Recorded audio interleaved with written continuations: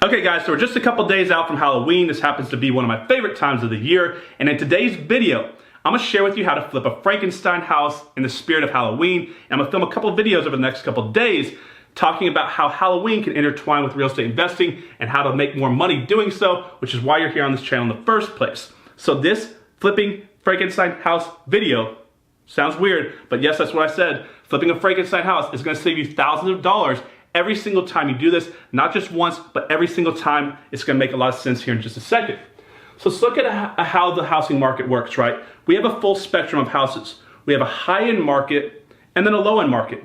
So if you're buying in the high-end market to flip a house, you're buying a house, a distressed house that needs work, we're fixing it up, we're pumping a bunch of money into that house, we're forcing the appreciation up, and then we're selling that house and cashing out of it, usually making $50,000 to $100,000, at least in the high-end market.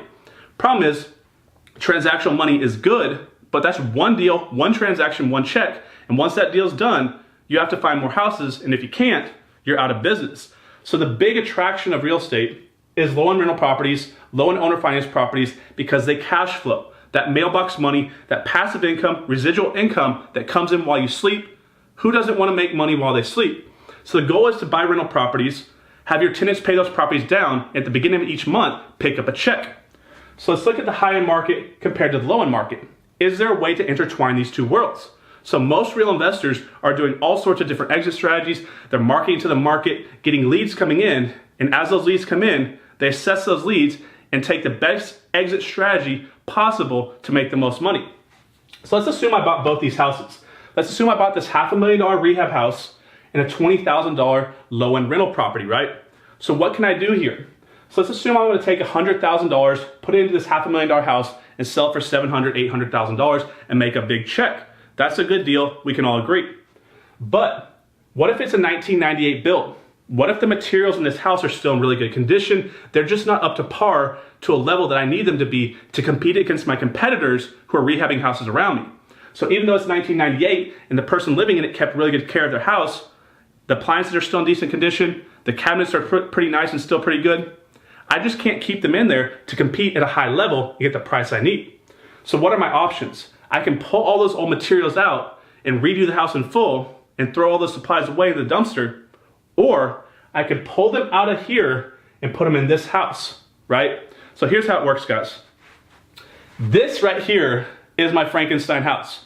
I know you like my drawing. It's really good, right?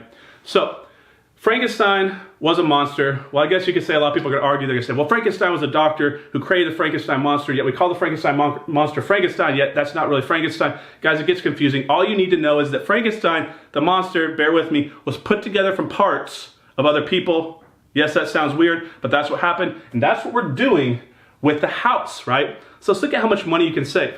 Assume that we're taking the old appliances out of this nice rehab house that we're fixing up. They may be in pretty good condition, they're just not brand new. And someone who's paying $800,000 for a house, they don't want anything that's not brand new. They want brand new appliances. So we can take those old appliances out and bring them into this house, save $1,000 or so there. What about doors? Each door can save us $100 or more, depending on if there's handles or not in the door. We can take all those doors and move them to this new rental property. What about bathtubs, toilets, fans, and light fixtures? You can see how you can save thousands of dollars every time you do this. It's a pretty good way to do the business, right? But what if you're saying right now, Connor, I don't do high-end rehabs, I'm only a landlord, or vice versa. I'm only a rehabber and I don't do low-end rental properties. How can this benefit me? Well, it's called teamwork, guys. We want to create win-win scenarios. So what if you teamed up with another investor in your market who was doing those high-end rehabs, and you went up to them and said, hey, look, John, I know you're flipping these high-end houses, and I know you spend a lot of money on demo, which they do, because they're paying someone to come in, take out these cabinets, take out the old appliances, take out the old materials, and then they just trash them. Why don't you come in and offer to take those materials out at your cost so they don't pay a thing, so you're saving that investor money, you're gonna get them out there on your own time, get them out, it's not gonna cost them a thing. You get where I'm going with this? You're doing a favor for that individual and you're getting free supplies for your house. Thousands of dollars of supplies for your $20,000 house. Plus, the materials coming out here, even though they're subpar for that price point, are gonna be well above what most people have in their rental properties, and they're gonna make you a super nice rental property.